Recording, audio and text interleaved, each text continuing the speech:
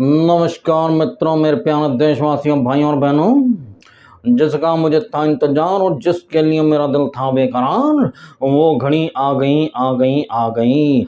जैसा कि आप जानते हैं कि हमारी जो 56 इंची सरकार है, वो छोटी सी छोटी चीज़ को बहुत बड़ा बनाने में माहिर है। एक छोटी सी चीज़ जो कि पहली फुर्सत में निपटाई जा सकती थी, कैसे वो चीज़ एक बड़े आंदोलन में बदल जाए, फिर उस आंदोलन को लोग कैसे हाईजैक कर लें और उसके बाद मैं आपके सामने आकर हमारी तपस्या में कुछ कमी रह गई होगी तो हमें माफ कीजिए।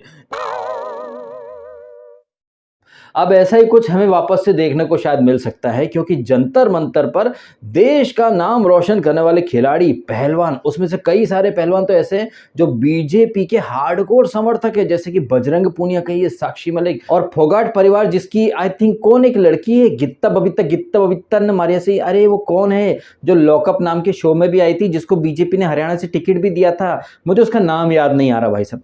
कहने का मतलब है कि जितने पहलवान बैठे हैं वहां पर धरने पर, उनमें से ज्यादातर बीजेपी के हार्डकोर सपोर्टर हैं। इसके बावजूद वो लोग बीजेपी सरकार के अगेंस्ट मोर्चा खोल करके बैठे हैं, और ये मौका जो है ये बीजेपी की सरकार ने ही इन रेसलर्स को दिया है। अब आप खुद देखिए, ये पहलवान, ये एथलीट्स, ये रेसलर्स जब ओलंपिक में जाते हैं, एशियन गेम्स में जाते हैं, या फिर अलग अलग टूर्नामेंट में या कॉम्पिटिशन्स में जाते हैं, जहां पर वो गोल्ड मेडल, सिल्वर मेडल या ब्रॉन्ज मेडल, जो भी मेडल वो लाते हैं, सबसे पहले वो जीत कर आने के बाद मोदी जी से मिलते हैं। जैसे कि नीरज चोपड़ा या फिर साक्षी मलिक कहिए, बजरंग पूनिया कहिए, या फिर निखत जरीन बॉक्सर्स, मतलब ये लोग जब आते हैं मेडल जीतकर एयरपोर्ट से, तो प्रधानमंत्री इनका स्वागत करते हैं और फिर बातें फैलाई जाती हैं कि मोदी जी की नीतियों की वजह से हमारे खिलाड़ी जो है, देखिए देश का नाम रोशन कर रहे हैं, खेलेगा इंडिया, बढ़ेगा इंडिया, खेलो इंडिया। ये खेलो इंडिया की पीपड़ी बिल्कुल वैसी ही पीपड़ी है जैसे कि बेटी बचाओ बेटी पढ़ाओ वाली पीपड़ी, क्योंकि बीजेपी के कई सारे नेता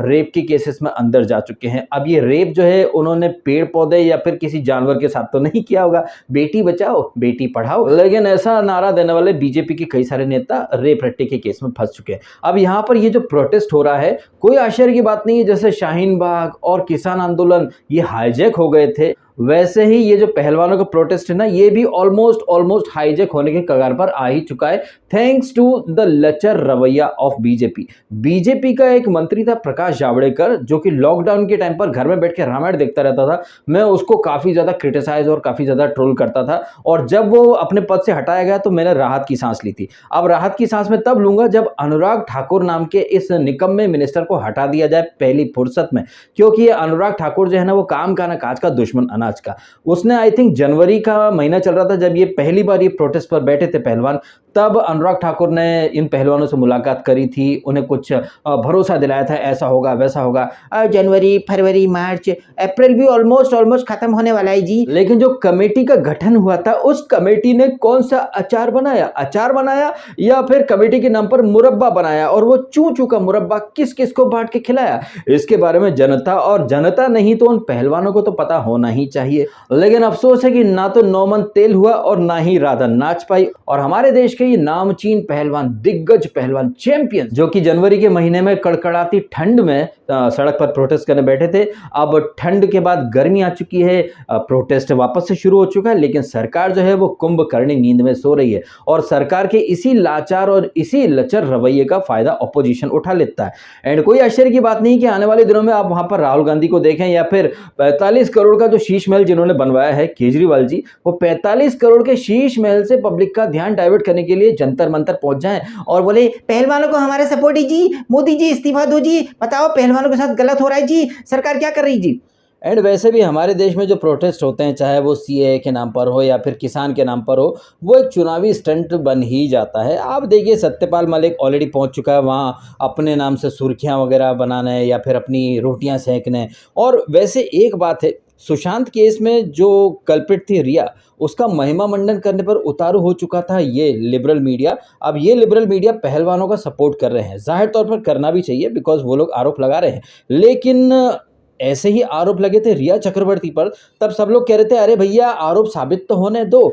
अब कई लोग हो सकता है कि कहें भाई डीएसके आपको तो पहलवानों को सपोर्ट करना चाहिए, आप तो बीजेपी के हमेशा से सपोर्टर रहे हो। लेकिन अगर आप एक थर्ड पर्सन के हिसाब से देखें तो ये जो पहलवानों के एलिगेशन थे कि भैया उसने मोलेस्ट किया, ये किया, वो किया, लेकिन ये चीज़ें प्रूव नहीं हो पाई। ऐसी कुछ न्यूज़ आई जो कि मैंने खंगाली, तो पता चला कि भैया एक जो फीमेल थी उसने एलिगेशन लगाई कि भैया इसने मसाज का बोला था, लेकिन बाद में जब इंक्वायरी वगैरह हुई तो वहाँ पर वो जो एक फ़ीमेल थी वो डिनाई कर जाती कि नहीं भैया वहाँ पर इसने पेन किलर माँगी थी और इसकी मसाज किसी मेल ने करी थी। यही नहीं, विनेश फोगाट और साक्षी जिन्होंने रिटन में दिया था कि भैया इसके ऊपर जाँच होनी चाहिए, इसने ये किया था, वो किया था, लेकिन इन्फॉर्मेशन तो उन लोगों ने गलत दी। ये विनेश फोगाट कहते हैं कि 2015 में बृजभूषण ने गलत तरीके से विनेश फोगाट को टच किया था टर्की 2015 में, लेकिन टर्की 2015 में जो कॉम्पिटिशन थी वहाँ पर विनेश फोगाट थी ही नहीं। एंड बाद में ये विनेश फोगाट बोलती कि नहीं ये तो 2016 मंगोलिया में हुआ था। यही नहीं, साक्षी मलिक ने कहा कि 2015 में बृजभूषण ने उन्हें हक किया था।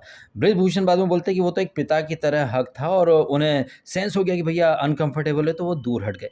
इसके अलावा कुछ फीमेल रेसलर्स ने एलिगेशन लगा कि भैया फ़ोन नंबर मांगे थे और फिर बाद में पता चलता फ़ोन नंबर मांगे तो कभी फ़ोन ही नहीं आया। कुछ लड़कियां कहती कि उन्होंने बृजभूषण ने कंधे पर हाथ रख करके फ़ोटो खिंचाए थे, उन लड़कियों से वो फ़ोटो मांगे गए तो किसी के पास ऐसा कोई फ़ोटो वगैरह था नहीं। मेरे कहने का मतलब बस एक ही है कि अगर ये एलिगेशंस लगाए हैं तो इनके जो प्रूफ होते हैं, सबूत होते हैं, गवाह होते हैं, वो भी तो प्रस्तुत किए जाने चाहिए। लेकिन हमारे लिबरल मीडिया को बस मौका मिल गया कि सरकार के अगेंस्ट कोई कुछ बोल रहा है तो चलो भैया वहाँ अपनी राजनीतिक रोटियां सेकने चले जाते हैं। मेरा मानना है कि दोनों साइड की डिटेल स्टोरी सबको पता होनी चाहिए। अगर डिटेल स्टोरी दोनों साइड की पता है नहीं और आप वहाँ जंतर मंतर जा रहे हैं, दैट शोज़ कि आप बहुत डेस्परेट हैं वहाँ जाकर पॉलिटिकल सुर्खियाँ बटोरने के लिए। मेरा तो ये मानना है। बाकी मेरे इस वीडियो के ऊपर 17 तरह के कमेंट आएंगे, 17 तरह के रिएक्शंस आएंगे। लोग कहेंगे भैया तुम तो बीजेपी के सपोर्टर हो।